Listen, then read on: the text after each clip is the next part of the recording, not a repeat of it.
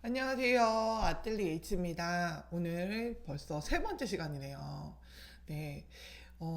저는 지난번 제가 수업에서 여러분들의 목표를 한번 세워보라고 했는데 다들 목표 설정하셨나요? 그러면 오늘 그 목표 중에 세 가지를 가지고 오늘 저희가 한번 얘기를 나눠보려고 하고 있어요. 첫 번째는 바로 내 삶의 슬로건에 대한 목표. 음, 저는 사실 이 부분이 굉장히 중요하다고 생각하거든요.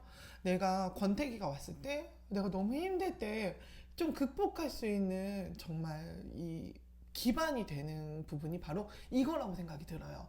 그래서 내가 왜 이 일을 하고 있는지, 내가 왜 이 일을 계속 해야 되는지, 이 부분이 되게 중요하다고 생각하기 때문에 여러분들이 조금 추상되더라도 꼭 설정을 해보셨으면 좋겠고요.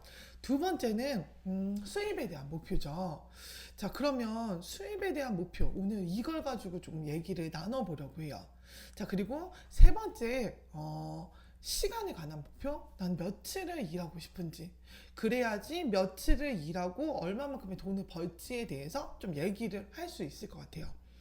저 같은 경우는 사실, 이런 목표를 설정하고 계획을 세운 이후에 거의 한 1년 반 후에 거의 한 10배 정도 성장을 했거든요.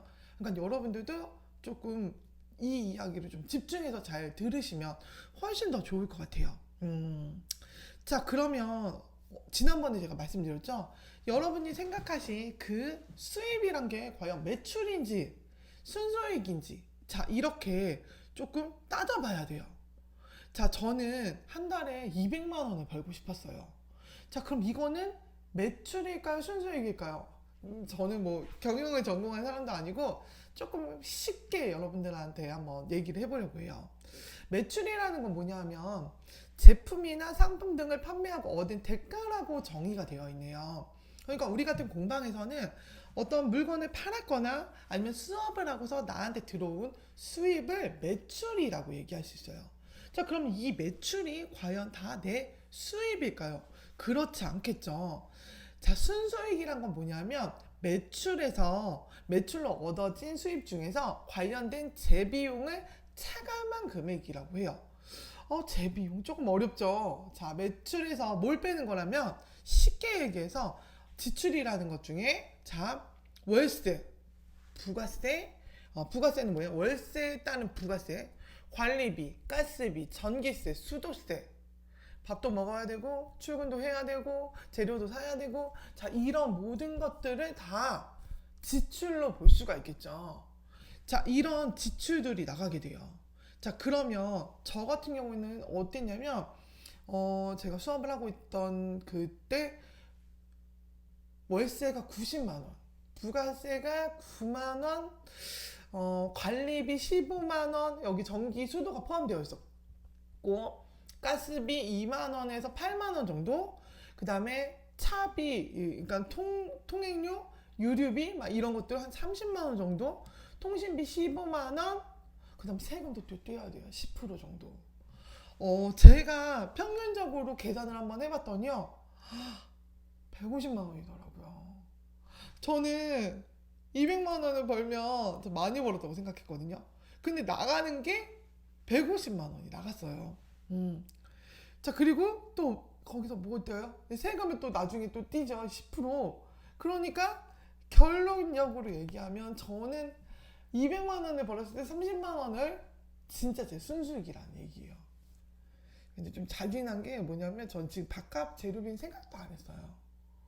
이러다 보니까 이런 생각을 저는 못하고 처음에 어떻게 했냐면 200만 원을 벌고 통장에 돈이 들어오면, 와, 들어오는 족족은 아니지만 돈이 들어오면 재료 좋은 거 사야지, 미리 챙겨야지, 도구도 좋은 거 사야지, 오늘 나 너무 힘들었으니까 오늘은 맛있는 거 좀 먹어야지, 이렇게 좀 돈을 좀 썼던 것 같아요. 쓰고 나고 내가 돈을 많이 번 것 같은데 나 돈이 없어. 항상 내 통장에 왜 돈이 없을까? 전 이걸 생각을 못했던 거죠.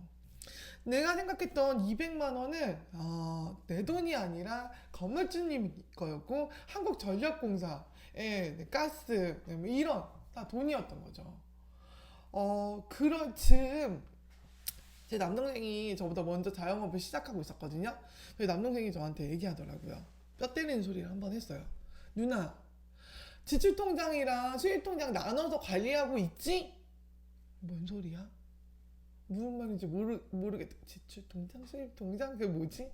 그걸 왜 굳이 나눠? 아니 돈이 들어오면 그냥 여기서 이렇게 나가면 되고 내가 막 무슨 나 과소비를 하는 여자도 아닌데 이걸 꼭 굳이 알아야 되는 건가? 라고 해서 제 동생의 말을 진짜 허투루 들었어요.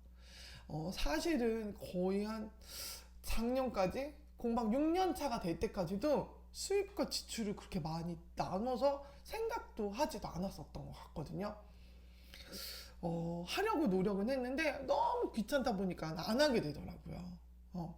여러분도 혹시 저처럼 이렇게 그런 분들이 계시지 않나요?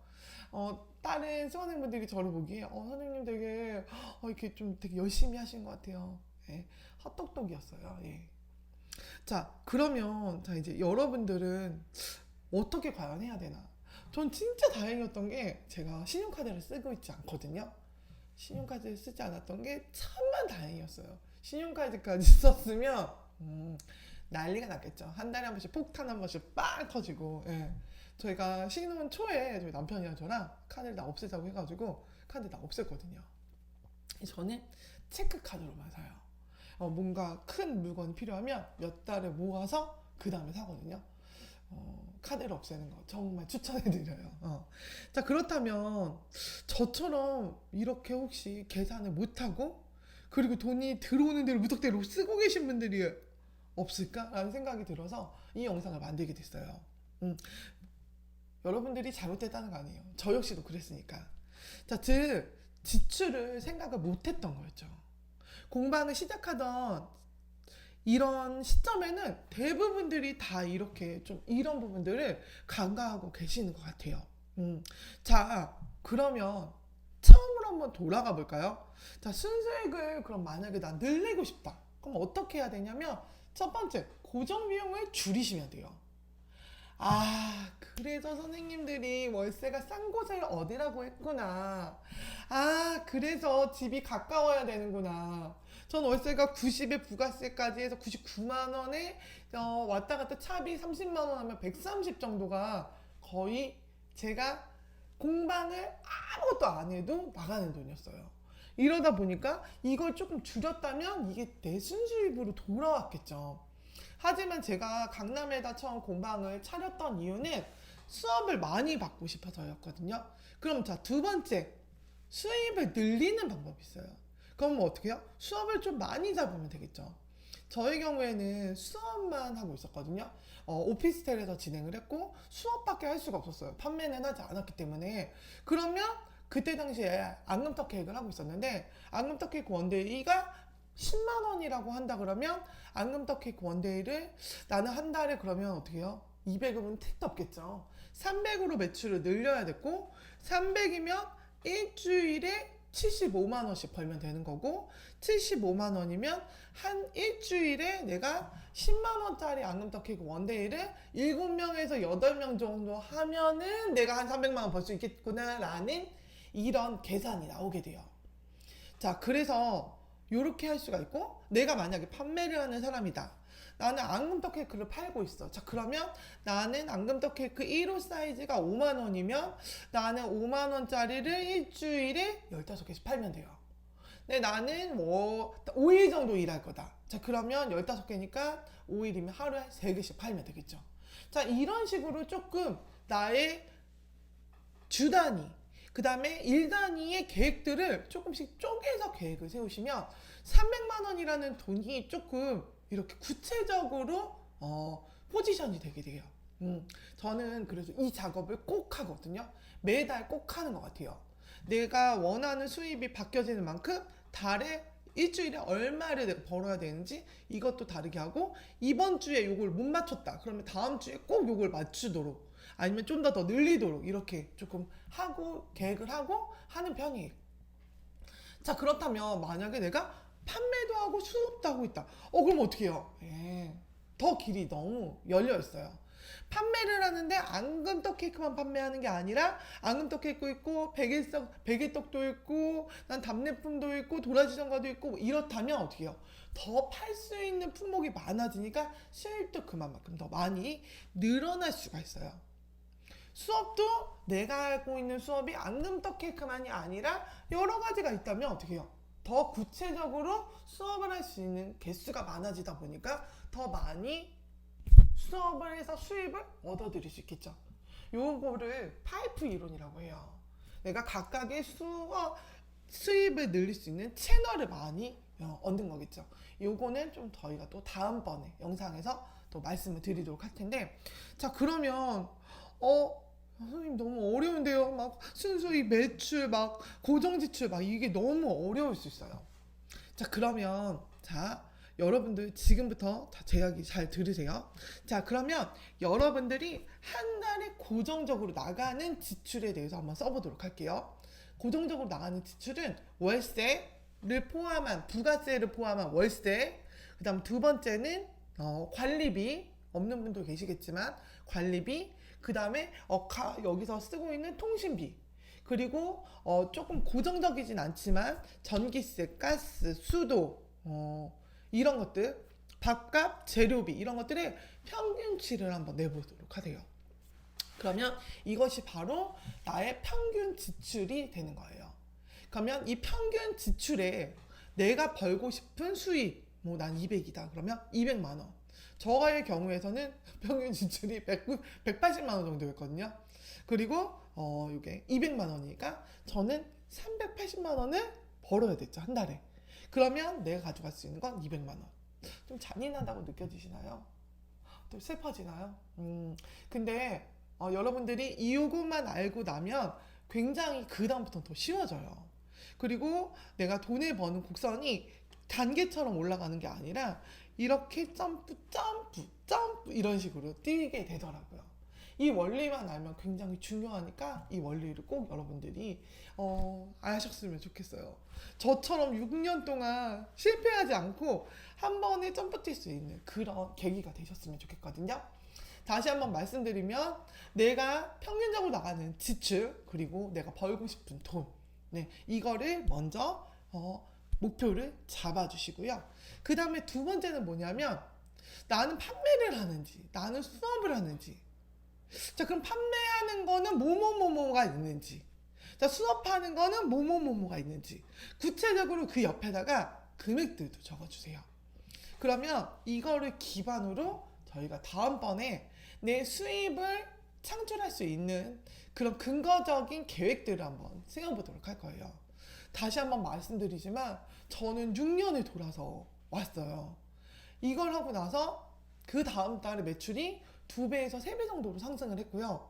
그리고 한 1년 반 정도가 지나고 10배 정도 매출이 상승했거든요. 여러분도 꼭 그렇게 되실 수 있으니까 정말 귀찮다고 생각하지 마시고 꼭 이거를 하셨으면 좋겠어요. 자 그리고 제 동생이 저한테 얘기했었죠. 누나 지출 통장이랑 수입 통장 나눠서 관리해. 사실은 너무 귀찮아요. 근데 이거를 조금 쉽게 편하게 할 수 있는 방법도 다음 영상에서 알려드리도록 할게요. 너무 궁금하죠? 자 그러니까 구독과 좋아요, 알람 설정 해주시고요. 저는 다음번에 너무너무 재밌는 영상으로 여러분들을 찾아오도록 할게요. 자 그때까지 잊지 말고 꼭 숙제를 해주셔야 돼요. 자 머릿속으로 그리는 건 누구나 할 수 있어요. 하지만 내가 글로 써서 계획을 세우는 건 누구나 할 수 없다라고 생각하거든요. 자 내가 하고 싶은 범위 내에서 나는 선생님 저는 그렇게 타이트하게 하고 싶지 않아요. 타이트하게 하지 않으셔도 돼요. 하지만 내가 100만 원을 벌고 싶다? 그러면 그만큼 정도만 해서 계획을 세우시고 선생님 저는 선생님처럼 일주일 동안 일하고 싶지 않아요. 저도 일주일 동안 하고 싶지 않아요. 지금은 많이 줄여서 일을 하고 있는데 그럼 내가 원하는 그 시간만큼 거기서 할 수 있는 플랜들을 제가 다음 시간에 보여드리도록 할게요. 자 그러니까 잊지 말고 다음 시간 영상에서 만나도록 할게요. 감사합니다.